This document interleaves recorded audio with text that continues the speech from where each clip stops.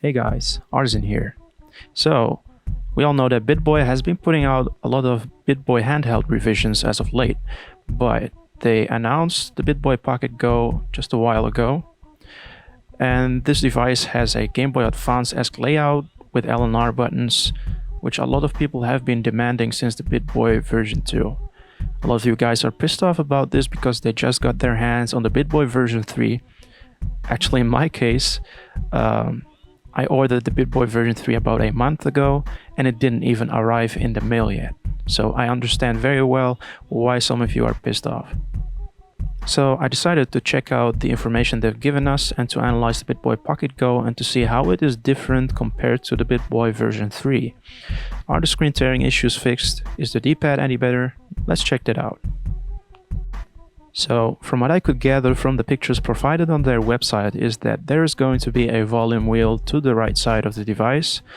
There's going to be two audio jacks located to the top of the device. This might be their way of fixing the AV functionality.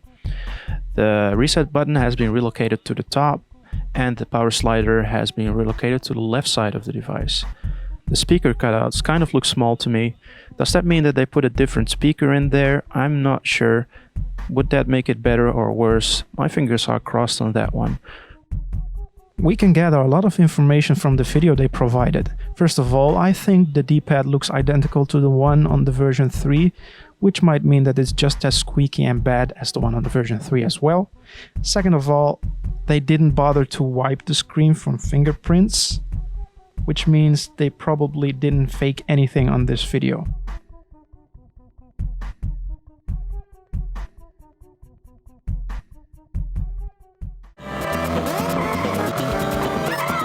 The sound we can hear coming from Mario Super Circuit is actually coming from an external speaker because there's an aux-in cable plugged into the top of the device.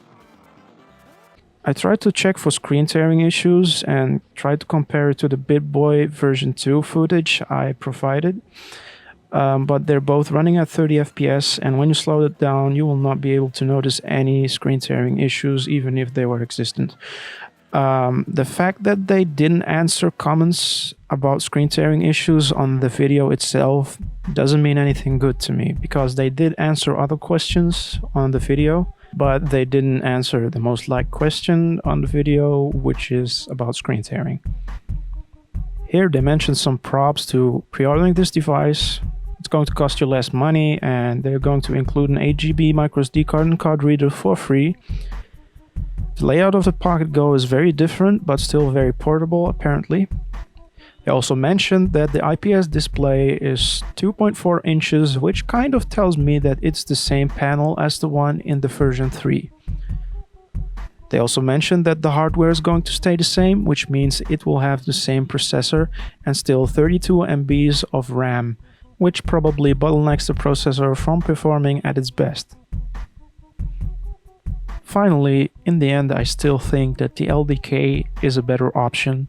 It has LNR buttons, it has 4 times the amount of RAM, no screen tearing, the processor is a little bit stronger, so it emulates things a lot more smoothly. Some of you guys might not like the layout of the LDK, but there has been a picture going around on the internet of the LDK 2, which has a Game Boy Advance-esque layout, and it has an analog stick, so you might want to wait for that one. Thank you for sticking around till the end of the video. Like, subscribe, and I'll see you guys in the next one.